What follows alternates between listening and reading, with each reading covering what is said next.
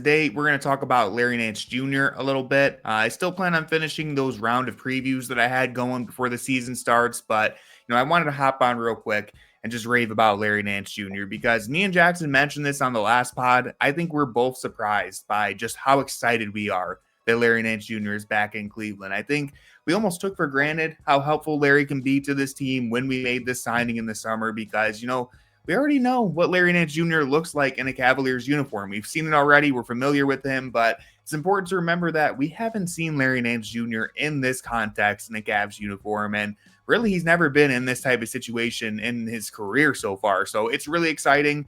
When you look at it, he really is, almost the perfect modern glue guy in the NBA because he's 6'8". He moves his feet well on defense. He can reasonably defend 1 through 5 in a pinch.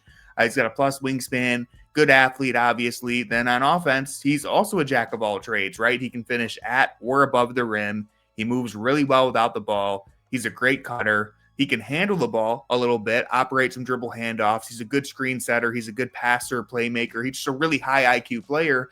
And he can even space the floor a little bit now. So I almost think he's gone under the radar in terms of how good he is as a connective player because he's never really been on a title contender in his career. I know there's that stint with LeBron in 2018. We'll talk more about that later. But because he's not super awesome at any one particular thing, and really he's just above average at most skills for his position, I think that's led to him being a little bit underrated as a role player. And I think he's going to end up being super impactful with the Cavs this year. And so, going back to that first run in Cleveland, obviously in 2018, when he's with LeBron, he's joining a roster at the deadline that, in all honesty, just didn't really suit him all that well, right? Like the entire team revolves so much around LeBron, right? Like it's just hard to be a glue guy on a team that's completely heliocentric, that focuses on just one player. It's much easier to be that connective tissue when you're on a team like, the Golden State Warriors or this current Cavs team. And then even after LeBron left and Larry was on, the 2019-20 Cavs,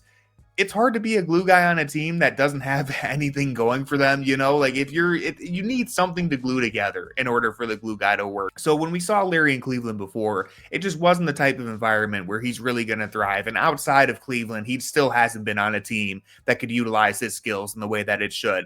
But with this current Cavs team, Larry's going to fit right in, right? And I don't want to get too carried away with any of the Warriors comparisons, but there's some obvious parallels that I have to bring up here. So I'm going to mention a few. Again, don't get carried away with this, but the same way that players like Draymond Green, Andre Iguodala, even Shaun Livingston, those high IQ, multifaceted players who helped raise Golden State's ceiling to multiple championship runs, that's more or less what the Cavs are hoping to get out of Larry Nance Jr. Now, of course, he's not going to be Defensive Player of the Year, Hall of Fame player like Draymond. He's not going to win Finals MVP like Iguodala, and I don't think he's going to shoot 1,000,000% from the mid-range like Shaun Livingston did. But Larry Nance Jr. can play that role of being one connective piece who makes life easier for everyone else around him. And all of the same stuff can be said about Lonzo Ball too, assuming that he's healthy. But Nance, he's going to give you that line of versatility. You're going to have options. If you need to move Mobley to the 5, you can do that without giving up too much size.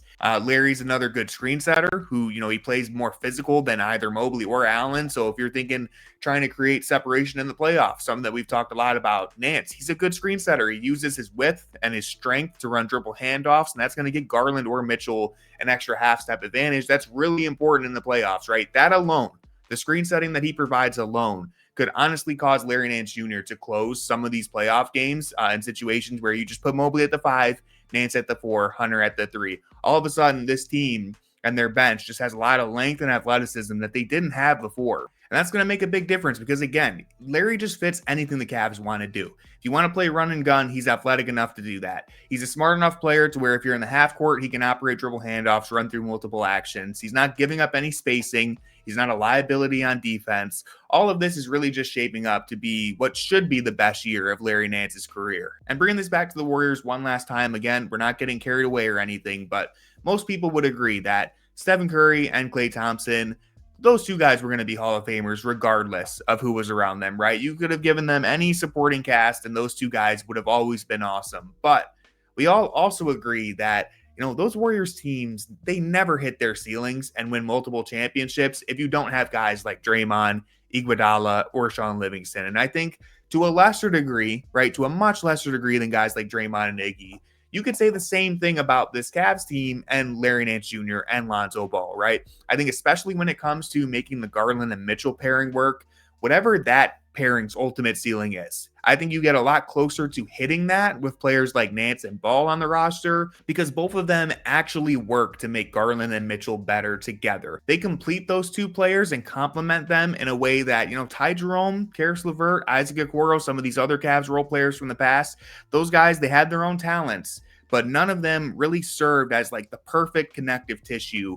or the glue piece that would really complete this team in the same way that, at least on paper, Lonzo and Nance should be able to. And so with all that said, I'm really excited about this upcoming season. I can't wait to see Nance and Ball play with the starters more often in those staggered second units. And I just hope that they can stay healthy long enough for us to really see how good this group can be. So that's all I have for this video. Again, it was just a quick one to get us back in the swing of things. I was excited about Larry, had to talk about him.